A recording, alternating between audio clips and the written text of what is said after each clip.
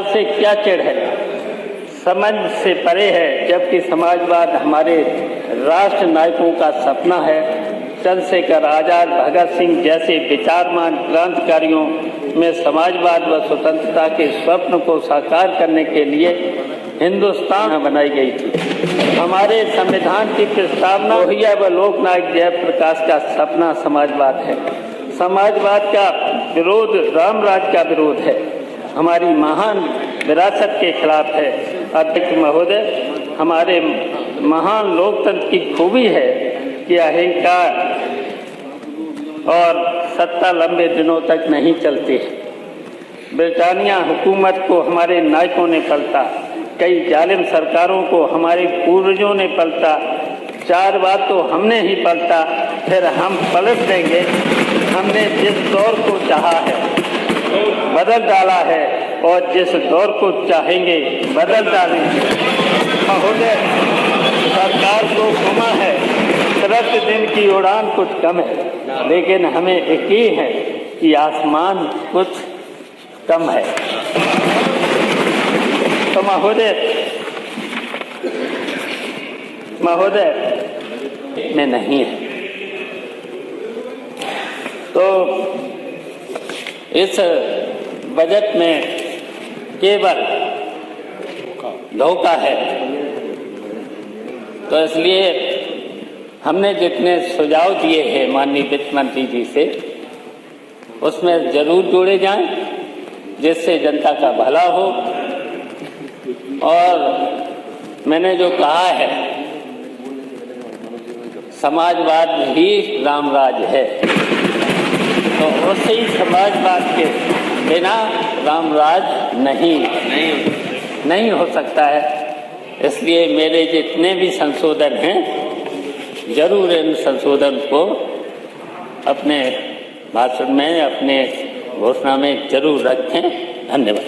ये बजट के इतिहास में अब तक के सबसे बड़े आकार वाले बजट पर चर्चा कर रहे हैं। लगभग 7.36 लाख करोड़ का बजट बहुत बड़ा है।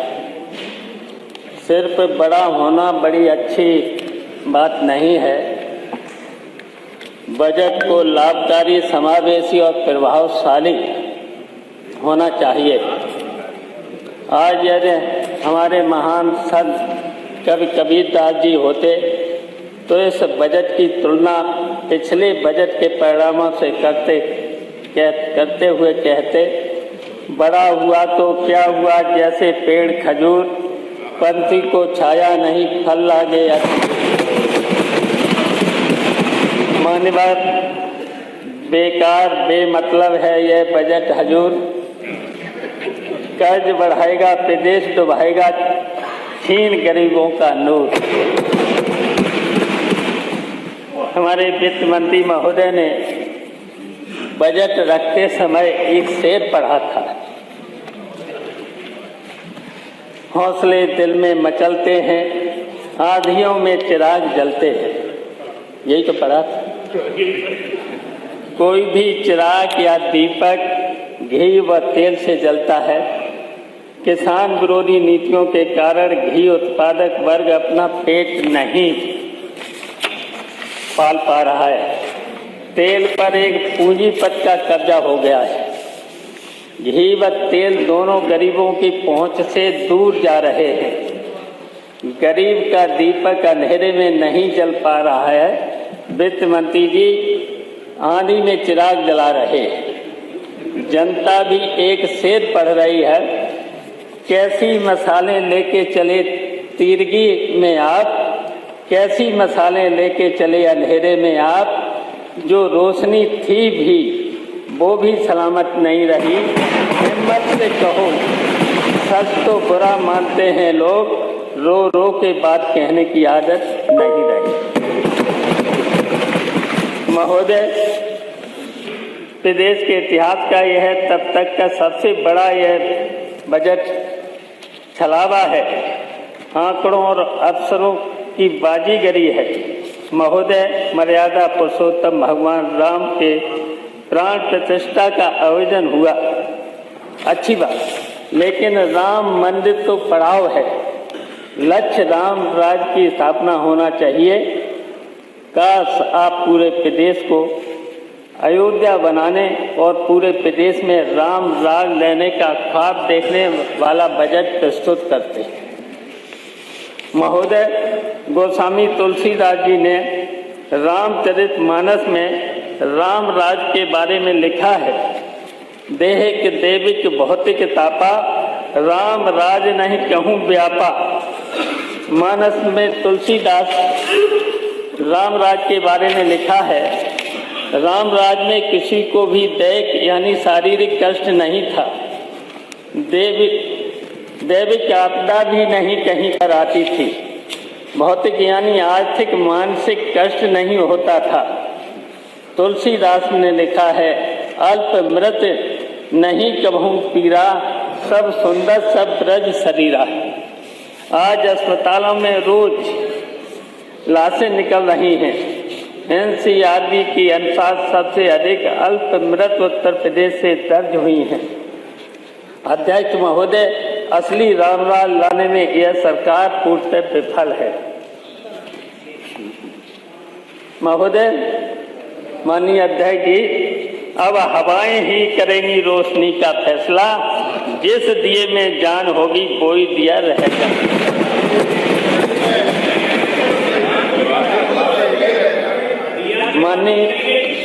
माननीय अध्यक्ष जी, नेता सदन को मैं सुन रहा था, उनका भाषण सिर्फ 2 विषयों पर केंद्रित था, क्योंकि उन्होंने मुझे कई बार कोट किया, इसलिए बोलना अनिवार्य है। पहला, अयोध्या, जिसके चौमुखी विकास की गाथा उन्होंने सुनाई और ये भी कहा सपा के लोगों ने अयोध्या की तरफ ध्यान नहीं दिया। तो अयोध्या में हुए हमारे समय के काम, समाजवादी पार्टी के समय के काम, भजन स्थल के निर्माण का कार्य समाजवादी पार्टी की सरकार में हुआ। अयोध्या में सीवर निर्माण का कार्य अयोध्या में हुआ। अंडरग्राउंड विद्युतीकरण का कार्य अयोध्या में हुआ। पर्यटकों के लिए सुविधा हेतु आधुनिक शौचालय का निर्माण समाजवादी पार्टी में हुआ। राजघाट तुलसी उद्यान को सुंदरीकृत किया गया। 14 कोसी पंचकोसी परिक्रमा मार्ग पथ का कार्य और उस पर परिक्रमा पथ के किनारे किनारे पारिजात के छायादार वृक्षों को लगाया गया। राम की पैड़ी, अविरल जल बहाव तथा सुंदर लाइटिंग की व्यवस्था। उस पे आज राम घाट जो था, उस पे आचमन के लिए पानी इतना गंदा था, उसको अविरल धारा से बहाया। एक तरफ सरयू से पानी, दूसरी तरफ सरयू में मिलाने का काम किया। सत्संग भवन बसेरा आज का निर्माण कराया गया। बाईपास से लेकर महोबरा तक मार्ग का उच्चीकरण एवं चौड़ीकरण कराया गया। टेढ़ी बाजार से असरफी भवन के आगे तक सड़क का नवीनीकरण, घाटों पर चेंज रूम का निर्माण कराया गया। महोदय, बस हमने उसका प्रचार, इवेंट और मीडिया मैनेजमेंट नहीं किया था, जिसकी वजह से जब मैनेजमेंट, मीडिया और ये सब नहीं किया था, उसकी वजह से जो धन बचा था तो उत्तर प्रदेश की जनता की भलाई के लिए किया गया, उत्तर प्रदेश का विकास किया गया। दूसरा, इनके सदन में आने के बाद अचानक कभी कभी नेता सदन को मेरी चिंता हो जाती है। ऐसा प्रतीत होता है मानो सदन में कोई, ये लगता है चाचा पर चर्चा। आपके माध्यम से मैं कहना चाहूँगा, चाचा पीजीए के थे, हैं और रहेंगे। दादी समाजवादी थे, हैं और रहेंगे। अखिलेश के चाचा थे, हैं और रहेंगे। माननीय अध्यक्ष जी, वित्त मंत्री जी महोदय, आपको पता मैनपुरी के उपचुनाव में लग ही गया। जब कोई फुटबॉल का अच्छा खिलाड़ी मिलता है तो गोल ठीक हो जाता है। मेरी चिंता से ज्यादा मेरे साथी की चिंता होना चाहिए हमसे ज्यादा, जिन्होंने अभी दिल और दल बदला है। इनकी चिंता होना चाहिए, नहीं तो फिर आ जाएंगे इधर।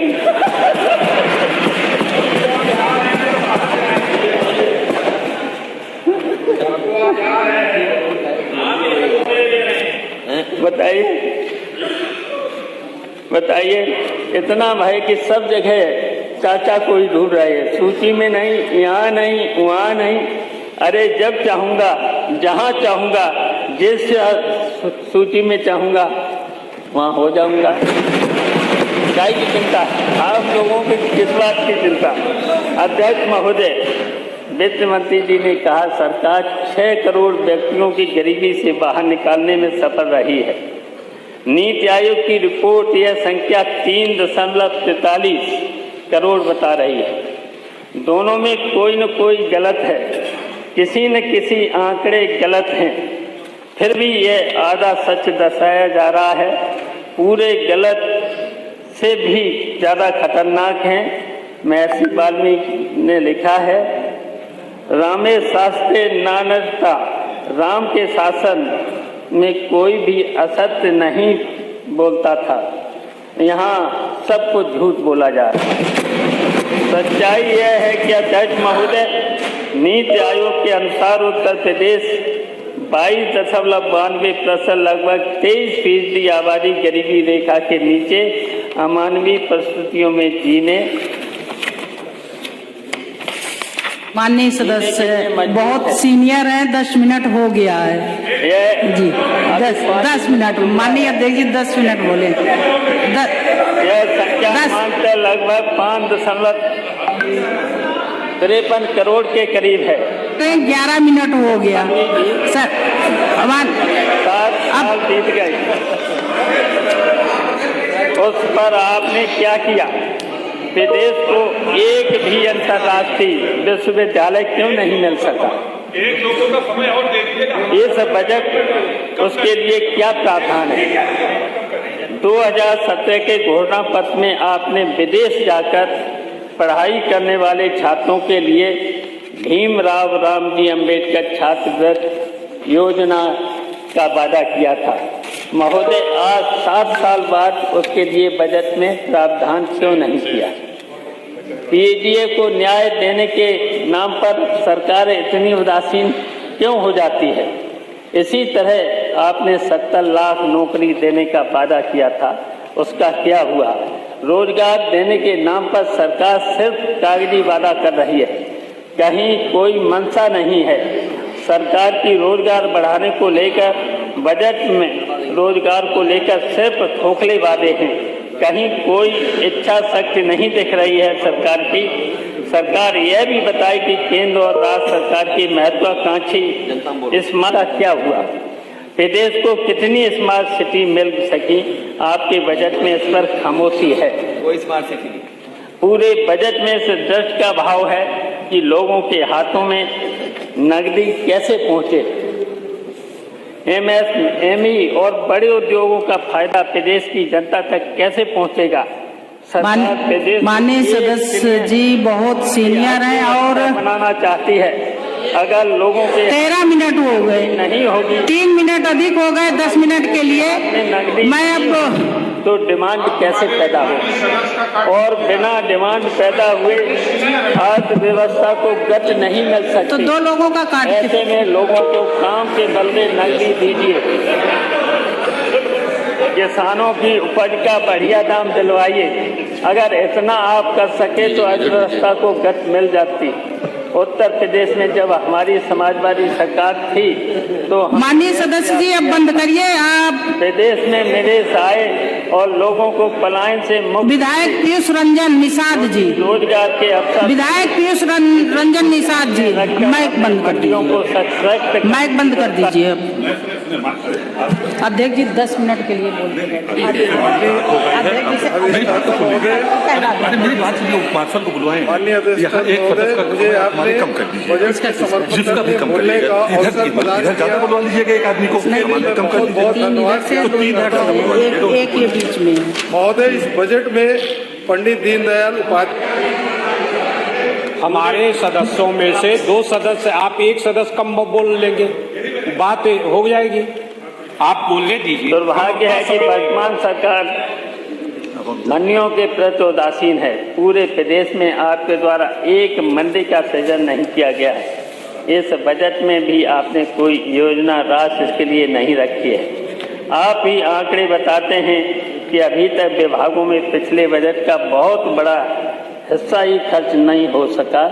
विकास कार्यों की इस धीमी रफ्तार पर सरकार अपनी पीठ थपथपा सकती है। सरकार अपने प्रतिनिधि धन प्राप्त की प्रत्याशा में दावोस भेज रही है, जबकि बजट का ही अधिकांश हिस्सा खर्च नहीं कर पा रही है। आर्थिक कुप्रबंधन के कारण आर्थिक विषमता बढ़ी है। यह दुर्भाग्य है कि खस्ता हालत, कानून व्यवस्था, कागजी निवेश, नकारात्मक विकास और किसानों की दुर्दशा बावजूद यह सरकार अपनी पीठ ठोंक रही है। हर मोर्चे पर दुर्गत और असत्य ही इस डबल इंजन सरकार की उपलब्धि है। सरकार के कुछ नेताओं को समाजवाद से क्या चिढ़ है, समझ से परे है, जबकि समाजवाद हमारे राष्ट्र नायकों का सपना है। चंद्रशेखर आजाद, भगत सिंह जैसे विचारमान क्रांतिकारियों में समाजवाद व स्वतंत्रता के स्वप्न को साकार करने के लिए हिंदुस्तान समाजवादी गणतांत्रिक सेना बनाई गई थी। हमारे संविधान की प्रस्तावना में समाजवाद नियत है। लोहिया व लोकनायक जयप्रकाश का सपना समाजवाद है। महोदय, सरकार को गुमा है, तुरंत दिन की उड़ान कुछ कम है, लेकिन हमें यकीन है कि आसमान कुछ कम है। तो महोदय,